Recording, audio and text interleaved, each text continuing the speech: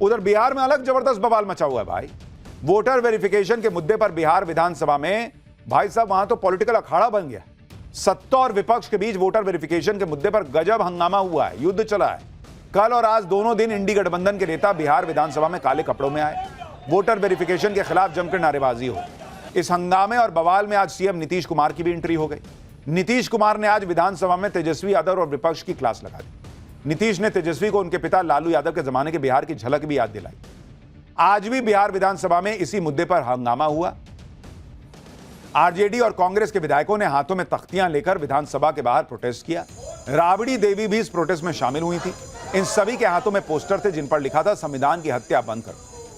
मतलब लोग हर दूसरे मुद्दे पर संविधान की हत्या करवा देते हैं। विधानसभा के बाहर प्रोटेस्ट के दौरान विपक्षी विधायकों की विधानसभा के मार्शल्स के साथ झड़प भी हो गई। यानी पूरा माहौल बनाया जा रहा है जैसे चुनाव आयोग पता नहीं कितना बड़ा अपराध कर रहा हो। इसी तरह कल भी विधानसभा के अंदर जमकर हंगामा हुआ। प्रदर्शन कर रहे विधायकों ने तो कुर्सी तक उठा ली थी। तेजस्वी यादव जो लगातार एसआईआर के मुद्दे पर चुनाव आयोग को निशाने पर ले रहे हैं, आज कह रहे हैं कि एसआईआर का विरोध नहीं कर रहे हैं, विरोध तो एसआईआर की प्रक्रिया का कर रहे हैं। सुनिए तेजस्वी यादव। एसआईआर जो प्रक्रिया हो रही है, हमको इसका विरोध नहीं है, एसआईआर का विरोध नहीं करते, लेकिन जो प्रक्रिया, जो पारदर्शिता होनी चाहिए, ईमानदारी से निष्पक्ष होकर के चुनाव आयोग को काम करना चाहिए था, वो ये काम नहीं कर रही। इसका हम इस सदन में हम खंडन करते हैं और ये सच्चाई है महोदय। पर सदन में खंडन क्यों कर रहे हैं भाई? आप लोग तो ऑलरेडी केस लड़ रहे हैं सुप्रीम कोर्ट में, जहां सुप्रीम कोर्ट ने इस एसआईआर की प्रक्रिया को रोका नहीं, प्रक्रिया के तरीके पे या जो तरीका है एसआईआर का उस पर कोई सवाल नहीं उठाए। तो आपके कहने से क्या होगा? आप यही बात जाके सुप्रीम कोर्ट में साबित कर दीजिए, वहां से रुकवा लीजिए। बिहार विधानसभा में आज इंडी गठबंधन के विरोध पर सीएम नीतीश कुमार ने जमकर इनकी क्लास लगाई।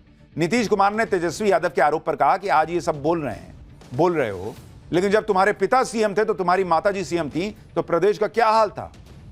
उस समय तो तुम, यानी तेजस्वी यादव को कह रहे थे वो, कि तुम बच्चे ना थे जी। नीतीश कुमार ने कहा कि चुनाव लड़ने के लिए जो बोलना है बोलिए, लेकिन यह भी ध्यान रखिए कि बिहार में पिछले 20 साल में हमने कितना काम किया है। सुनिए नीतीश कुमार। आप बात ही बोल रहा है, अरे काहे के लिए बोल रहे हो? जब उम्र तुम्हारा कम था, तुम्हारे पिताजी 7 साल मंत्री थे और उसमें तुम्हारी माता 7 फिर मंत्री रही, आज तुम मुख्यमंत्री रहे। और उसके बाद क्या उस समय की स्थिति है? अगर चाहोगे तो पहले क्या था? मामला है कि चुनाव लड़ना है तो भाई चुनाव लड़िए, और चुनाव लड़ने में अंड बंड जितना बोलना है बोलते रहिए। और पहले कुछ था, अरे भाई जानते हो, बच्चा न हो, अरे तुम तो बहुत बच्चे न थे। आप जानते हो पटना शहर में भी शाम में कोई निकलता था, कोई शाम में घर से बाहर जाता था।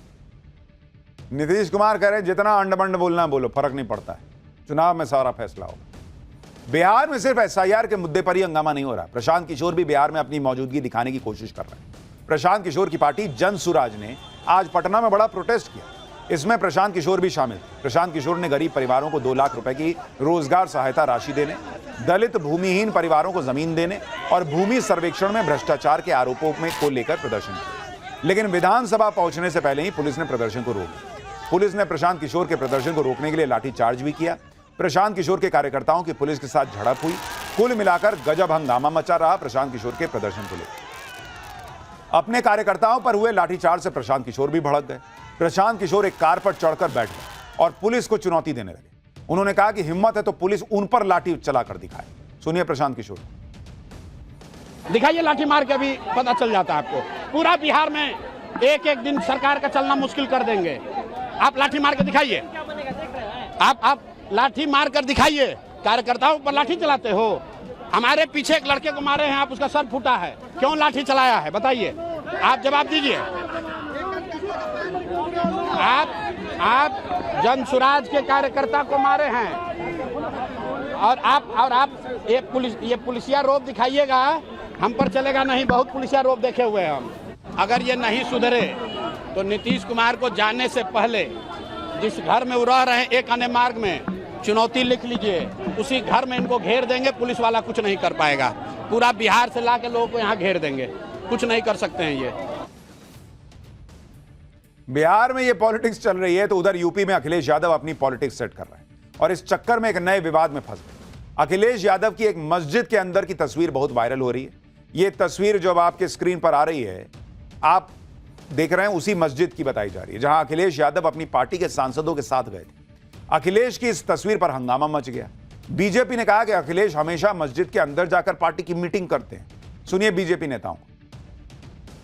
इंडी गठबंधन में होड़ लगी हुई है। मुसलमानों के करीबी कौन, मुसलमानों का सबसे बड़ा पैरोकार कौन, चाहे राहुल गांधी अखिलेश यादव में हो, चाहे अन्य राजनीतिक दलों में। समाजवादी पार्टी का चरित्र सदा से हिंदू विरोधी रहा है, मुस्लिम परस्त रहा है और जिसका खामियाजा समाजवादी पार्टी को सत्ता से बेदखल होकर के भुगतना पड़ा। आने वाले समय में और बड़ी कीमत सपा को चुकानी पड़ेगी। अखिलेश यादव के खिलाफ मौलानाओं ने भी मोर्चा खोल दिया है। ऑल इंडिया मुस्लिम जमात के संस्थापक मौलाना शहाबुद्दीन रिजवी ने कहा कि अखिलेश यादव ने मस्जिद को सियासत का अखाड़ा बना दिया है और अखिलेश को मस्जिद में ले जाने वाले मोहिबुल्ला नदवी शरीयत की नजर में मुजरिम है। उनको पूरी कौम से माफी मांगनी चाहिए। मस्जिद सिर्फ खुदा का घर है, वहां खुदा की इबादत के अलावा कोई काम नहीं करना चाहिए। वहां मौलाना मोहिबुल्ला नदवी समाजवादी पार्टी के लोगों को बुला करके मीटिंग करते हैं, राजनीतिक बातें करते हैं। उन्होंने मस्जिद को सियासत का अखाड़ा बना लिया है, मस्जिद को मजाक बना के रख दिया है।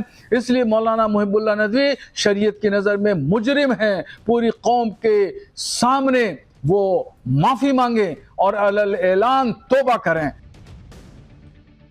जिस मस्जिद में अखिलेश यादव गए वो संसद भवन के पास ही है। समाजवादी पार्टी के रामपुर से सांसद मौलाना मोहिबुल्ला नदवी इस मस्जिद में इमाम भी हैं।